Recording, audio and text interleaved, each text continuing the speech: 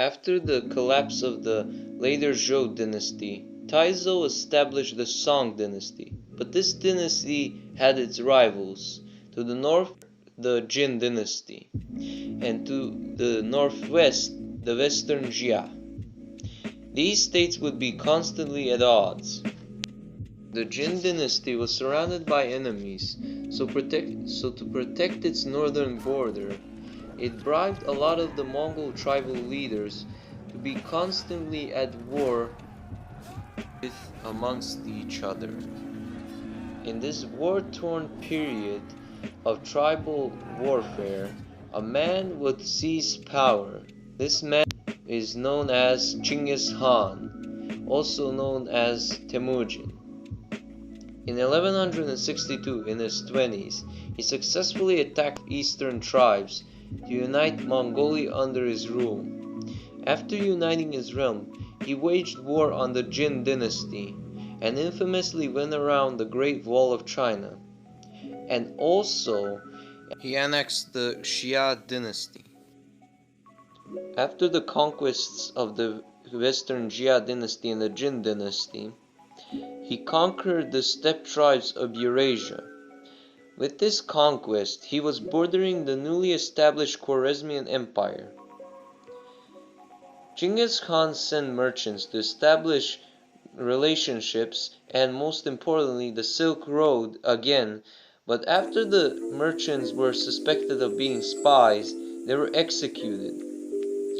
After Chinggis Khan got wind of this, he sent 3 ambassadors, but they were also executed on the same account of being spies. This infuriated Chinggis Khan, and he marched his troops on the Khwarezmian Empire, and in a matter of months destroyed most of it. After the death of Chinggis Khan, Ogedai succeeded him and ascended to the throne, with his brothers ruling as co-regents. Ogedai, in 1234, with the Song dynasty's help, destroyed the remnant of the Jin dynasty. Then he attacked Korea, and even though he conquered Korea, it would be in constant rebellion. And also, he conquered the remnant of the Khwarezmian Empire. But Ogedai's most famous campaign was against Russia and Europe, with the Mongolians capturing almost all of the Kievan Rus principalities, and with connecting the offensive with Sughotai, forcing the Armenians and Georgians to surrender. Then the push into Central Europe began, with the Hungarians and the Croatian allies being beaten at Saya River in 1241, April 11th.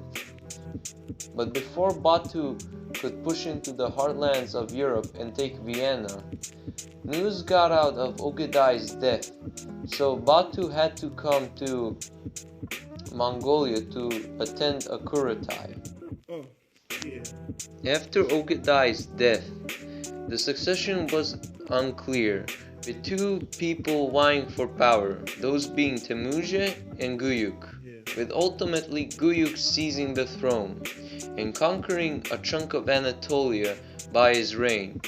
He was ultimately succeeded by Mongol, with his campaign against the lands of the Middle East, with the Mongols ultimately capturing Baghdad, the center of villainy for Islam, and looting it and burning it to the ground.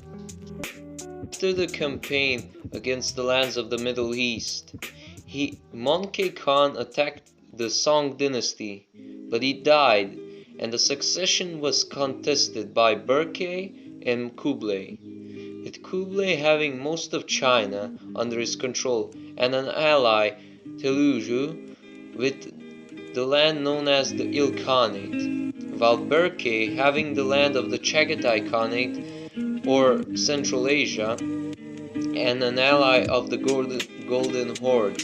Ultimately, Kublai won. By the time of Kublai's reign, the Mongol Empire was loosely fractured. It wasn't a unified force like under Ogedai's reign or Chinggis Khan's reign.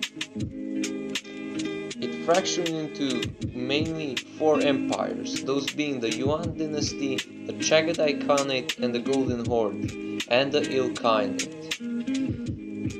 Now, Kublai established the Yuan dynasty to better appeal to his majority of people, those being ethnically Han Chinese, but ultimately restricted the rights of the Chinese people to hold high offices in government in the Yuan dynasty.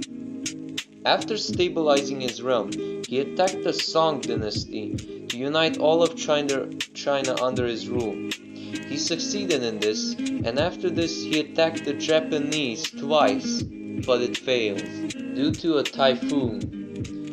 After he tried conquering Vietnam, but this also failed. And after this campaign against the Vietnamese, he ultimately died. And after Kublai Khan's death, the Mongol Empire was no more. It fractured into the four constituencies, as we stated earlier.